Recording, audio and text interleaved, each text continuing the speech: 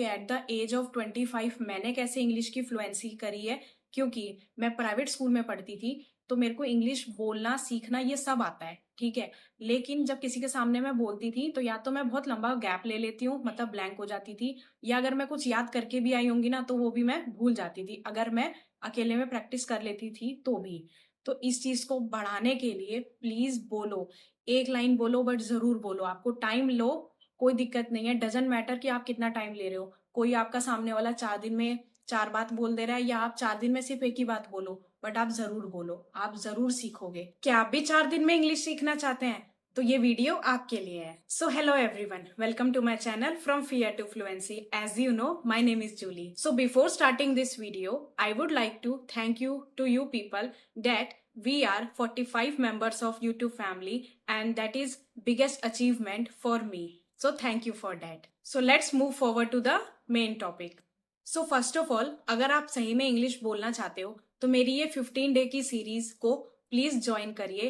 Day 1, day 2, day 3 and day 4 के shorts मैंने already अपने चैनल पे अपलोड किया है, सो प्लीज उसे देखिएगा जरूर। सो डे 1 में हमने क्या सीखा, सेंटेंसेस बनते कैसे हैं। आज मैं उसका फर्दर स्ट्रक्चर बताती हूँ।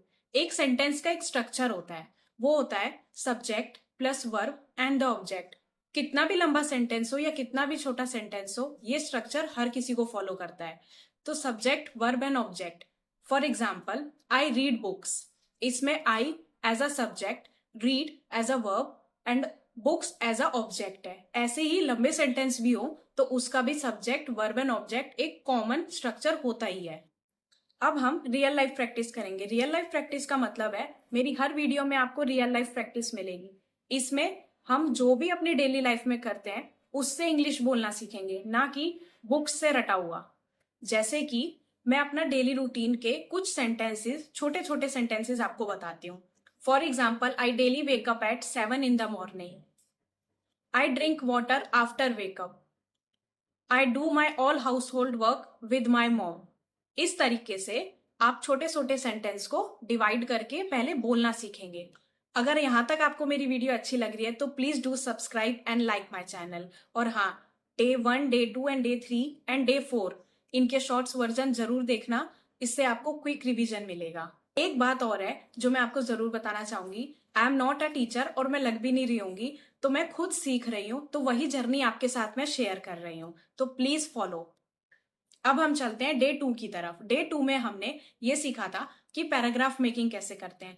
जब हम छोटे छोटे सेंटेंस बोल लेते हैं तो उसी को मर्ज करके एक पैराग्राफ का फॉर्म बनता है। मैंने उस टाइम शॉर्ट्स में होम टूर लिया था because it is a very trendy topic और आप लोग को अच्छा भी लगेगा। सो एक पैराग्राफ का स्ट्रक्चर क्या होता है? हाँ, पैराग्राफ का भी स्ट्रक्चर होता है, स्टार्ट, मिडल और एंड। तो ऐसे ही मैंने पैराग्राफ को 2 पार्ट में डिवाइड किया है, एक है जनरल, एक है स्ट्रक्चर। ये कहीं आपको मिलेगा नहीं लिखा हुआ, ये मैंने ही डिवाइड किया हुआ है। जनरल का मतलब ये होता है आप स्टार्ट, मिडल और एंड आप कहीं से भी शुरुआत करो और कहीं भी खत्म कर सकते हो, कोई आपको जज नहीं करेगा और कोई आपको कुछ नहीं बोलेगा। और स्ट्रक्चर का मतलब है जैसे कि फॉर्मल, जिसमें आप स्टार्ट, मिडल और एंड आगे पीछे नहीं कर सकते, आपको उसके जैसे ही फॉर्म में लिखना ही पड़ेगा। फॉर एग्जाम्पल, जर्नल के हो सकते हैं होम टूर, डेली रूटीन। अगर आप होम टूर बता रहे हो, आप 3 फ्लोर पे रहते हो, तो आप एक ही फ्लोर का बताओगे और उसी का एक ही रूम बताओगे, तो इसका मतलब ये जरूरी नहीं कि होम टूर आपका गलत हो जाएगा। डेली रूटीन में भी अगर आप डायरेक्ट ब्रेकफास्ट से बता रहे हो और डिनर पे खत्म कर दे रहे हो, या आप स्टडी से बता रहे हो कि मैं इवनिंग में स्टडी करता हूँ, इससे खत्म कर दे रहे हो, तो जरूरी नहीं कि आपको आगे पीछे का ना बताओ तो आपके मार्क्स कटेंगे या आपको इंटरव्यू में फेल कर दिया जाएगा। ऐसा जरूरी नहीं है, आप उसका शॉर्ट में बता दोगे तो भी आपका काम चल जाएगा। बट स्ट्रक्चर में आपको स्टार्ट, मिडल और एंड दोनों देख के बोलना पड़ता है। जैसे कि वुमेन एम्पावरमेंट, इस टॉपिक पे अगर आप ये नहीं बताओगे कि वो होता क्या है, उसके कॉजेस क्या है और उसको ठीक कैसे किया जा सकता है, तो आपके आगे पीछे के मार्क्स जरूर कटेंगे और आप वहीं पर फेल हो जाओगे। तो ये होता है जर्नल और ये होता है structure. So I will tell you the general one, structure को हम बाद में फॉलो करेंगे। So I will tell you my home tour as a practical and verbal version. इसका मतलब ये है कि मैं अपना होम टूर भी दिखाऊंगी, ठीक है, और उसमें आपको ये भी बताऊंगी कि इंग्लिश कैसे फ्रेम करनी है। सो चलते हैं उधर। As you can see, this is the room where I stay. There has 2 beds. The first one is double bed where I put all my stuffs. The second is single bed. There is another room behind the curtains. Beside the curtain there is a mirror and this is a water machine from Voltas company. That's all. So as you can see how to introduce your home tour like this. आप भी अपने home tour के 5 line जरूर comment box में लिखिएगा, इससे आपको confidence buildup होगा और राइटिंग सेक्शन में भी आपका एक लेवल अप होगा।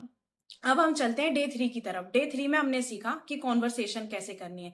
जब आप छोटे छोटे सेंटेंस बना लेते हो, उसी को मर्ज करके पैराग्राफ बना लेते हो, तो किसी से बात करना भी तो आना चाहिए कि आप फॉर्मल में या इनफॉर्मल में बात कैसे करते हैं। इनफॉर्मल तो सबको आता है, जो कि आप अपने नेटिव लैंग्वेज में बात करते ही होगे, चाहे वो हिंदी हो चाहे आप कहीं के भी हो, ठीक है। लेकिन एक इंग्लिश जो एक कॉमन लैंग्वेज है, जो सबको एटलीस्ट इतनी तो आनी चाहिए कि आप थोड़ा सा बोल सको, अपने आप को प्रेजेंटेबल दिखा सको, ठीक है।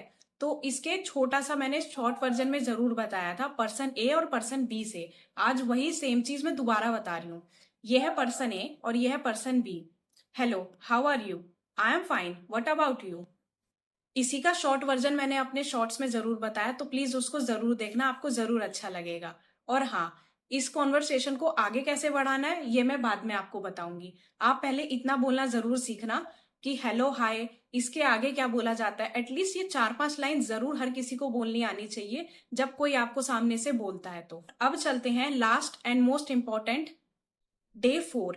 डे 4 में हमने ये सीखा था कि ट्रांसलेशन कभी नहीं करनी चाहिए। देखो, बचपन से इंग्लिश हमने सीखी है, कोचिंग भी गए होंगे बहुत लोग, मैं भी गई हूँ इवन, लेकिन ट्रांसलेशन मैं जिस एज में गई हूँ और अभी कुछ महीने पहले गई थी, तो वहां पर ट्रांसलेशन नहीं सिखाई थी मेरे को, क्योंकि ट्रांसलेशन कोई नहीं सिखाता। ये पहले बहुत चलता था कि राम खाता है, शाम खाता है, ये सोता है, इस चीज को ट्रांसलेशन कहते हैं कि हिंदी लिख दी और इसको इंग्लिश। हाँ, आनी चाहिए, ये एक बेसिक से बहुत बेसिक वाला आनी चाहिए, बट एक छोटे से लेवल की तरह, ठीक है। ये मैं जितने भी मिथ जो ब्रेक करती हूँ कि private school girl who knows English but lacks of confidence, या टेंस वाला, ग्रामर, ट्रांसलेशन, ये सारे के सारे एक मिथ होते हैं जो कि आप इंग्लिश कभी बोल ही नहीं पाते हो। तो इसको ब्रेक करने के लिए कभी भी ट्रांसलेट मत करो। ट्रांसलेट का मतलब, जैसे कि एक एग्जाम्पल लेते हैं, what should I eat today? मुझे क्या खाने में खाना चाहिए।